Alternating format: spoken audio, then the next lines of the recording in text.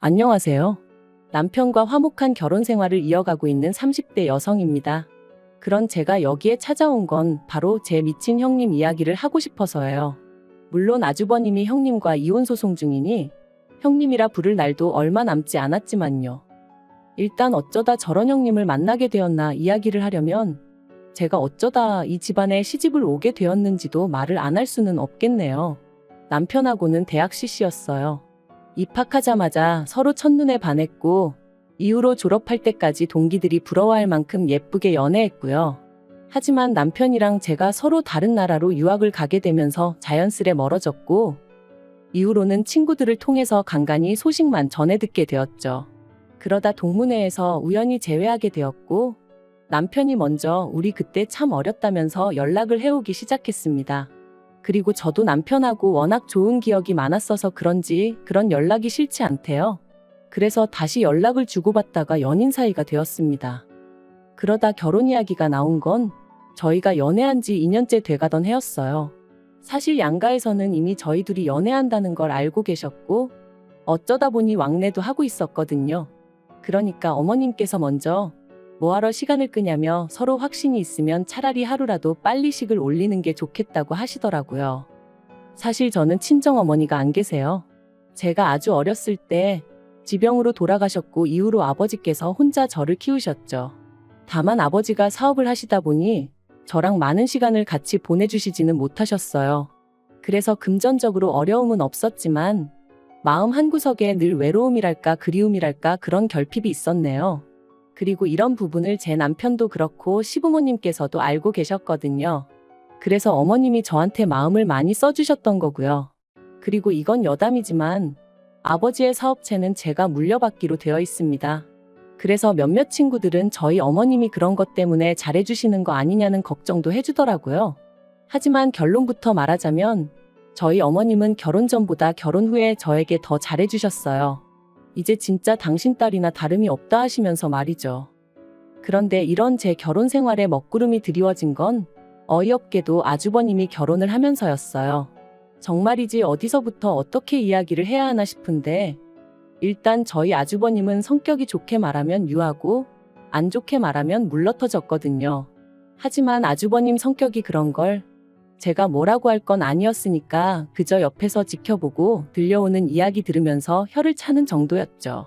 아무튼 그런 아주버님께서 결혼하겠다며 여자를 집에 데리고 왔다대요. 문제는 그 결혼 상대가 아주버님보다 나이도 6살이나 많고 직업도 변변찮았다는 거지만요. 아무리 사랑하는데 국경이 없고 직업에 귀천이 없다지만 저희 시부모님의 반대는 거셌습니다. 그 여자랑 결혼할 거면 연 끊자는 얘기까지 나왔거든요.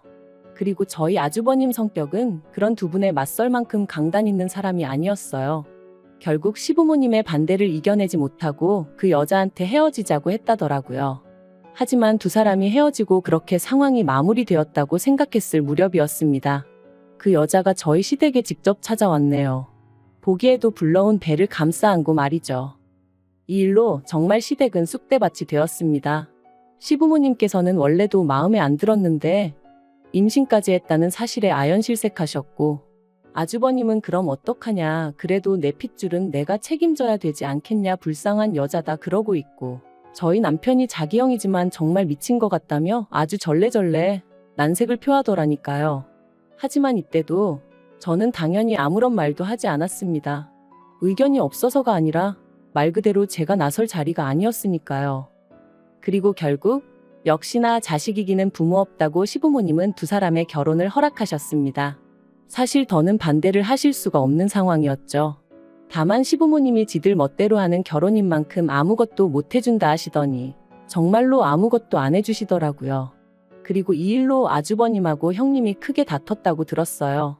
물론 저나 저희 남편이 나설 자리는 아니라서 그냥 어렵네 하고 말았지만요. 한편 아주버님이 결혼하고 얼마 지나지 않아 어머님의 생신이었습니다. 그래서 저는 평소와 같이 어머님이 좋아하시는 호텔 레스토랑에 예약을 하려던 참이었어요. 제가 시집 온 해에 어머님이 그러셨거든요. 집에서 말고 어디 분위기 좋은 데서 식사하고 싶으시다고요. 그리고 사실 어머님 성격이 집에 손님 오고 그러는 걸 안 좋아하세요. 그리고 그 손님에는 아들 며느리도 포함이었습니다. 저희가 오면 옷도 신경 써서 입고 계셔야 하고 생리현상도 조심해야 하고 그런 게 불편하다 하시며 그냥 분위기 좋은 데 가서 다 같이 깔끔하게 한 끼 먹고 헤어지는 게 좋다 하셨죠. 그래서 시부모님 생신이나 가족 행사가 있는 날이면 늘 호텔이나 유명한 식당으로 가거든요. 그래서 이 이야기를 형님한테도 했는데 형님이 고집을 부리대요.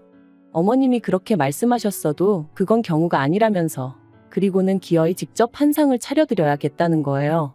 그래서 그러면 형님은 그렇게 해드리시라 했어요. 저는 어차피 호텔 식대를 제가 낼 거니까 원래대로 호텔에서 모시겠다고요. 그런데 말도 안 된답니다.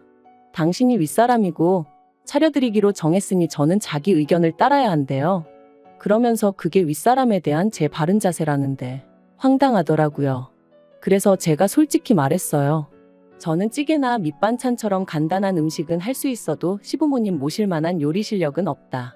그러자 형님은 마치 건수라도 잡았다 싶었는지 그러면 더더욱 배울 생각을 해야지 내뺄 생각만 하느냐면서 자기가 저희 집에 와서 저를 가르쳐 줄 테니 배우라대요. 그래서 결국 울며 겨자 먹기로 그러기로 했죠. 그런데 이게 웬걸. 막상 저희 집에 와서는 형님이 이 집은 누가 해줬냐, 이 살림은 누가 해줬냐. 솔직히 지나치다 싶을 만큼 사적인 것들을 물어보는 거예요. 그리고 저는 딱히 숨길 일이라곤 생각을 못하고 사실 그대로 이야기를 했죠. 참고로 집은 양가에서 반반 부담해서 사주시기도 했고요. 그런데 반반이란 단어는 형님 귀에는 들리지가 않은 건지 해놓고 사는 게 이렇게 다를 수가 있냐며 불편한 티를 내대요. 괜한 소리를 했나 싶은 게 얼마나 찜찜했는지 몰라요. 그뿐만이 아니었습니다. 굳이 음식을 가르쳐주겠다고 없는 시간까지 비워놓게 만들더니 정작 가르쳐주고 간 건 하나도 없었어요. 그래놓고는 인터넷에 보면 다 잘 나와 있으니까 어머님 생신 당일날 저더러 갈비찜에 잡채에 이것저것 해오라나요? 그런데 거기서 끝이 아니라 시댁으로 바로 가면 안 되고 자기가 먼저 한번 확인을 해봐야 한답니다. 어머님 상에 올릴 만한 건지 아닌지 검사를 해야겠다나요? 그래서 결국 제가 고민 끝에 어머님께 전화를 드렸어요. 그리고는 형님이 어머님 댁에서 생신을 축하드리자고 하는데 어머님은 알고 계신지 물었죠. 그리고는 제가 너무 요리도 못하고 하는데 형님이 이것저것 해오라고 하셔서 걱정이란 얘기도 했어요. 그랬더니 어머님께서 대번에 왜 당신 의견도 묻지 않고 그런 계획을 세우느냐며 싫다고 하시대요. 그리고는 전처럼 호텔에서 먹자셔서 결국 그러기로 했어요. 그리고 어머님 생신 당일 결국 전과 마찬가지로 호텔 레스토랑에서 모였습니다. 모두가 화기애애한 분위기 속에 형님만 안색이 좋지 않았죠. 그리고 그런 모습을 보고 있자니 솔직히 좀 찜찜하긴 했어요. 하지만 제가 형님 기분을 맞춰줘야 하는 건 아니잖아요. 아무튼 식사를 마치고 디저트를 기다리면서 어머님한테 생신 축하드린다는 인사와 함께 준비했던 선물을 드렸습니다. 어머님이 예전에 제 핸드백 보고 너무 예쁘다고 하셨던 게 기억이 나서 같은 브랜드에서 좀 더 어른들이 편하게 드실 수 있는 걸로 샀거든요. 명품이니까 조금 비쌌고요. 하지만 제 기준에 무리 없는 선이었고 제가 해드리고 싶어서 산 거였으니 크게 문제될 건 없었어요. 무엇보다 어머님이 제 선물을 꺼내보시고는 너무 좋아하셔서 그것만으로도 소위 돈 쓴 보람이 있다 싶었죠. 그런데 그때 형님이 저더러 잠깐 나와보라는 거예요. 이 분위기, 이 타이밍에 싶었지만 당장 제가 안 간다고 하면 분위기가 더 안 좋아질 것 같아서 양해를 구하고 형님을 따라 나갔습니다. 형님이 저를 화장실로 데리고 가서는 지금 뭐 하자는 거냐고 따지더군요. 그래서 제가 뭐가 문제냐니까 자기가 그때 분명히 선물은 20만 원 안에서 살 거라고 했던 거 기억 안 나냐는 거예요. 그래서 기억하고 있다고. 하지만 그건 형님이 그러신다는 거였지 저랑은 상관없는 이야기 아니냐 했습니다. 그랬더니 형님이 지금 자기 엿먹이는 거냐면서 자기가 20만 원짜리를 한다고 했으면 저도 그 정도 선으로 맞추는 게 기본 상식 아니냐고. 그런데 보란듯이 비싼 핸드백을 사서 내놓는 거 그거 지금 자기 가지고 노는 거 아니냐대요. 이게 그 말로만 듣던 자격지심인가 싶은 게 황당하기 짝이 없더라고요. 그래서 무슨 오해가 있으신가 본데 저는 형님을 곤란하게 만들 생각은 쥐꼬리만큼도 없었다 했습니다. 하지만 형님은 계속해서 저더러 그 핸드백을 사온 저희가 뭐냐 따지더니 급기야는 동서 혼자 어머님한테 예쁨 받으면 좋냐고 시비를 거는 거예요. 정말이지 말이 통하지 않는다는 게 이런 거구나 싶었죠. 그래서 제가 형님은 형님이 하고 싶은 만큼 하면 되는 거고 나는 내가 하고 싶은 만큼 하는 거라고 그뿐이다 했습니다. 한편 자리로 돌아와 마저 디저트 먹고 그렇게 어머님 생신 축하 자리는 좋게 마무리가 되었어요. 그리고 집으로 돌아오는 길에 남편이 아까 형수랑 무슨 이야기를 그렇게 했냐고 묻더라고요. 그래서 어머님 생신 선물 좋은 거 해드렸다고 욕만 잔뜩 먹었다니까 남편이 어이없단 표정으로 저를 쳐다보더니 너무 신경 쓰지 말라대요. 그래서 신경 안 쓸 거야 했습니다. 솔직히 제가 자기한테 돈을 빌려서 산 것도 아니고 제 돈 주고 제가 좋아서 해드린 건데 왜 욕을 먹었나 싶은 게 생각할수록 열받고 짜증났었거든요. 그런데 그날 저녁 다시 형님한테 전화가 걸려왔습니다. 그리고는 한다는 소리가 앞으로는 뭘 하던지 간에 자기하고 상의하고 허락을 구하라는 거예요. 그래서 제가 왜 그래야 하냐고 했습니다. 그랬더니 자기가 윗사람이니까 당연히 그렇게 해야 한다나요? 그래서 윗사람을 따질 거면 어머님이 제일 어른이시니 앞으로는 상의를 해도 어머님하고 하고 허락을 구해도 어머님한테 구하겠다 했어요. 그랬더니 저더러 어머님이 좀 이뻐라 한다고 눈에 뵈는 게 없냐는데 이건 무슨 동네 양아치도 아니고 말본새하고는 정말 수준이 하더라고요. 그래서 말 좀 가려서 하시라고 아무리 형님이라고 해도 지켜야 할 선이 있는 거라고 했죠. 그리고는 저도 분이 안 풀려서 하고 싶은 말이 있으면 생각 좀 정리해서 다음에 만났을 때 대놓고 하라고 그러고는 전화 끊어버렸네요. 그런데 그 일이 있고 정확히 3일 뒤였어요. 남편이 어쩐 일로 술에 잔뜩 취해서는 집에 들어온 거예요. 그래서 제가 무슨 일이라도 있었냐니까 너무 속이 상하고 괴로워서 그런다더니 자기가 어머님한테 들은 말이 있는데 물어도 되겠냐대요? 그래서 뭔데 그러냐고 말해보라니까 형님이 어머님을 찾아가 제가 어머님 때문에 돈 나가는 게 한두 푼이 아니라 너무 힘들고 부담스럽다고 맏며느리도 아닌데 이렇게까지 해드려야 되는 건지 모르겠다 뭐 그렇게 하소연을 했다더랍니다.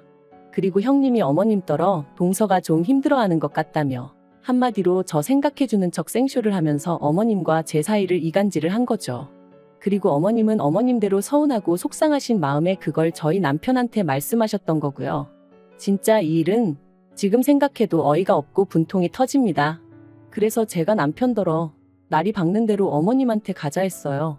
그리고는 아주버님에게도 전화드려 형님하고 같이 시댁으로 오라고 했네요. 그렇게 이튿날 아침 10시부터 시댁에 온 식구가 모여 앉았는데 형님은 전에 없이 의기양양한 표정이었어요. 특히나 어머님이 저에게 전에 없이 냉랭하게 행동하시니 기분이 아주 좋아 보이더군요. 그래서 다들 보는 앞에서 제가 어머님한테 대놓고 물었습니다. 형님이 제가 어머님 때문에 힘들다 그런 소리를 했냐고요. 그랬더니 형님 표정이 순식간에 달라졌어요. 설마 제가 대놓고 어머님한테 그렇게 물을 줄은 몰랐던 모양이대요. 그리고 어머님도 저를 놀란 얼굴로 보시더니 이내 그렇답니다. 그리고 그 소리를 듣고 당신이 얼마나 마음이 아팠는지 모른다고 그간 부담스럽게 하려던 건 아닌데 제가 그렇게 느꼈다니 미안하시다는 거예요. 그래서 제가 엉엉 울어버렸어요. 그리고는 어머님 왜 제 마음을 그렇게 몰라주시냐고 어떻게 저랑 알고 지내신 세월이 있는데 형님 말 몇 마디만 듣고 제 마음을 그렇게 오해하실 수가 있냐고 물었죠. 그랬더니 저희 형님이 저더러 어이없다며 어머님 앞에서 생쇼하지 말랍니다. 그래서 제가 왜 생쇼를 하겠냐고 되물었어요. 그리고는 형님이야말로 어머님하고 가깝게 지내고 싶으면 노력을 하던지 인품을 갖추던지 하지 왜 없는 말을 지어내서 사람 사이를 이간질을 하냐 따졌네요. 막말로 제가 설령 그런 생각을 했다 쳐도 다른 사람도 아니고 형님한테 털어놓을 이유가 있겠냐면서요. 그랬더니 저희 남편도 하긴 그렇다면서 제가 친구가 없는 것도 아닌데 굳이 친하지도 않은 형수한테 왜 하소연을 하겠냐고. 그러자 아주버님도 이번만큼은 점점 상황 파악이 되었는지 형님더러 이게 무슨 소리냐며 따지고 들었습니다. 그러자 그제서야 형님이 왜 다들 자기한테만 뭐라고 하냐 하더니 급기야는 자기가 봐도 안 되겠다 싶었는지 대뜸 어머님이 제일 나쁘다는 거예요. 장남차남이 엄연히 다른데 매번 동서만 예뻐하시지 않으셨냐 그러시는 거 아니라면서 말이죠. 어머님도 어머님대로 황당한 얼굴이셨지만 저도 정말 어이가 없었어요. 솔직히 자기가 이 집에 시집와서 한 게 뭐가 있다고 어머님이 자기랑 나를 똑같이 대해주셔야 된다고 믿고 있는 건지 기도 안 차더라니까요. 그리고 그때 아주버님이 형님 뺨을 때렸습니다. 왜 화목한 집안 분위기를 흐트려 놓느냐면서 말이죠. 그리고 졸지의 분위기는 아주버님과 형님의 부부싸움으로 이어졌어요. 형님은 네가 뭔데 나를 때리냐면서 신고를 한 해 만에 난리가 났고, 조금도 미안해하는 기색 없는 형님한테 아주버님은 네가 그렇게 떳떳하냐 하더니 급기야는 이혼 이야기를 꺼냈습니다. 동시에 내가 지훈이 내 새끼 아닌 거 정말 모를 줄 알았냐면서 말이죠. 이때는 저도 저지만 시부모님 두 분 다 기함을 하셨어요.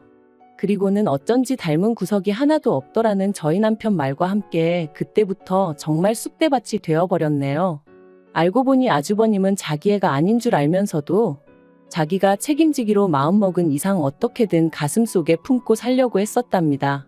그런데 형님이 잘 지내는 다른 식구들한테 해코지를 하는 걸 보니 이대로는 안 되겠다 싶으셨다네요. 저도 정말 이런 일을 제가 바로 곁에서 보게 될 줄은 몰랐는데 저희 아주버님만 불쌍하게 된 거죠 뭐. 아무튼 그래서 지금 아주버님네는 이혼 소송 중이고 뭐 그렇습니다. 어떻게 마무리를 해야 할지 모르겠는데 살다 보니 정말 별일이 다 있네요. 참, 그리고 어머님은 저에게 몇 번이나 사과를 하셨어요. 최소한 저한테 사실 확인이라도 먼저 하셨어야 하는데 그때는 왠지 괘씸하기도 하고 민망하기도 하고 그래서 소가리만 하셨다면서.